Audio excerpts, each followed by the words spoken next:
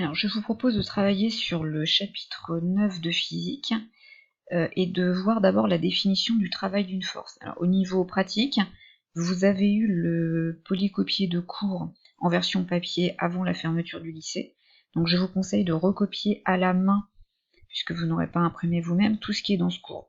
Je vous avertis sur le fait que ce chapitre est assez difficile. C'est normal qu'il vous pose des problèmes pour commencer, donc n'hésitez pas à revisionner les vidéos, retravailler, travailler avec votre livre. C'est normal que vous rencontriez des difficultés sur ce chapitre-là.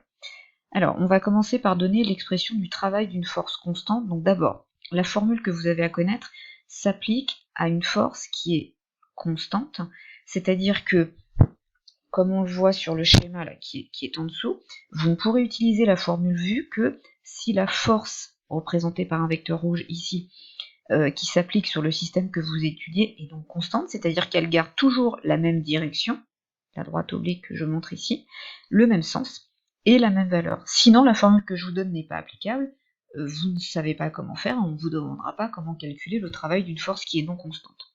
Alors imaginons un système dont le centre de gravité part du point de départ qui est A ici, et se déplace et arrive jusqu'au point B.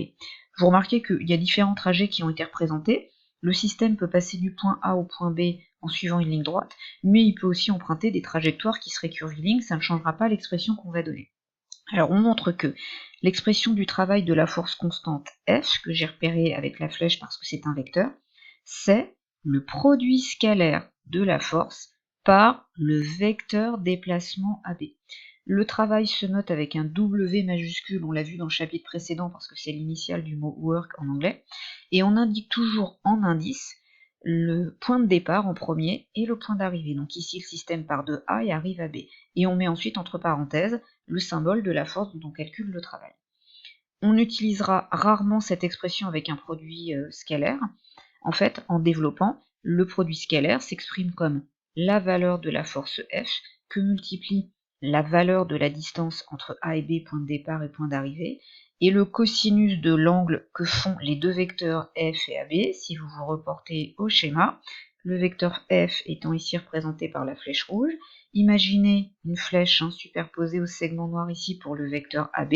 Vous auriez un angle noté θ ici entre les deux vecteurs, que l'on retrouve dans ce cosinus. Donc dans cette formule, la valeur de la force est en newton, la distance AB doit être en mètres, l'angle θ peut être en degrés ou en radians, peu importe, mais si vous choisissez l'un ou l'autre, il faut juste vérifier que sur votre calculatrice, eh bien, si vous prenez l'angle θ en degrés, votre calculatrice est en mode degré. Si vous prenez θ en radian, votre calculatrice doit être en mode radian. Parce que si vous prenez un angle θ qui vaut par exemple 30 degrés, comme ça a l'air d'être le cas ici, que vous calculez cos 30, mais que votre calculatrice ne calcule pas cos 30 degrés, mais cos 30 radians, évidemment, le résultat ne sera pas le même. Et on trouve un travail qui est en fait homogène à une énergie et qui s'exprime en joules aussi. Donc le travail, pour généraliser cette notion, c'est effectivement une autre façon de transférer de l'énergie. Dans le chapitre précédent, on a vu que quand un système voyait sa température varier, son énergie interne, qu'on appelle aussi énergie thermique, pouvait varier. Là, on va plutôt travailler sur l'énergie mécanique d'un système. Quand un système subit l'action d'une force, eh bien la force appliquée sur le système va lui transférer de l'énergie. Imaginons ici qu'au point A se trouve un carton que je veux déplacer pour l'amener au point B. Il va bien falloir que j'agisse sur ce carton en exerçant une force. Donc je vais appuyer avec mes mains sur le carton. L'action de mes mains va générer l'application d'une force et cette force va transférer de l'énergie au carton. Et justement, l'énergie transférée, donc l'échange d'énergie qu'il y aura eu entre mes mains et le carton, se calcule grâce au travail. Alors, je rentre un petit peu plus dans le détail, puisque le travail, nous allons voir que c'est une grandeur qui est algébrique, c'est-à-dire qu'elle peut être positive, négative ou nulle.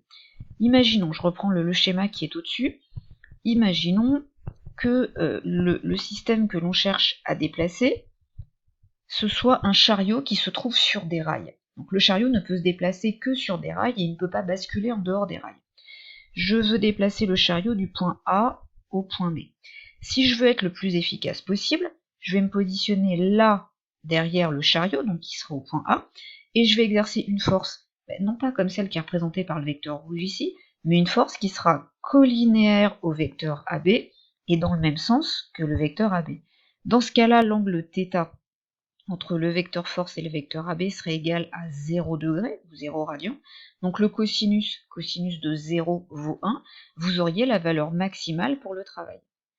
Maintenant, imaginons que, au lieu de me mettre derrière le chariot que je veux pousser pour l'emmener au point A, je me mette au contraire vers l'avant et je pousse en exerçant une force mais en sens opposé.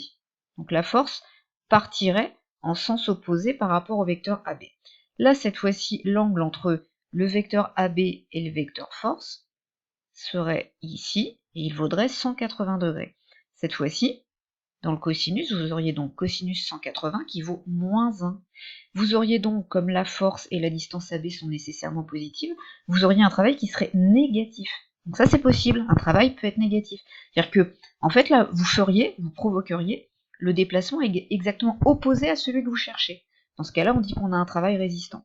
Dernier cas de figure, imaginons que je me mette à la perpendiculaire ici des rails, suivant lesquels je veux déplacer le chariot, et je pousse. Ben, il ne se passerait rien, puisque la force serait donc là, perpendiculaire au vecteur AB, le chariot ne pouvant pas sortir des rails sur lesquels il se trouve, il n'y aurait aucun travail. Donc dans ce cas-là, entre le vecteur AB et la force F, vous auriez un angle droit, donc de 90 degrés. Et vous savez qu'en maths, cosinus 90 degrés, ça fait 0. Donc le travail serait nul. Ces différents cas sont regroupés dans le tableau qui est en dessous. Donc finalement, le premier cas que j'ai considéré, pour un angle de 0 degré, en fait on pourrait l'élargir un petit peu. Si vous considérez un angle entre la force F et le vecteur déplacement, compris entre 0 et 90 degrés, en incluant le cas 0 degré, mais en excluant celui de 90 degrés. Vous aurez pour un angle entre 0 et 90 degrés, le cosinus de l'angle qui sera compris entre 0 et 1. En tout cas, il sera positif. Donc, le cosinus sera positif, le travail sera lui aussi positif, et on dira qu'on a un travail qui est moteur. Et donc, la force va effectivement favoriser le déplacement dans le sens souhaité, donc de A vers B. Au contraire, on le rajoutera ici, là, ici, le travail sera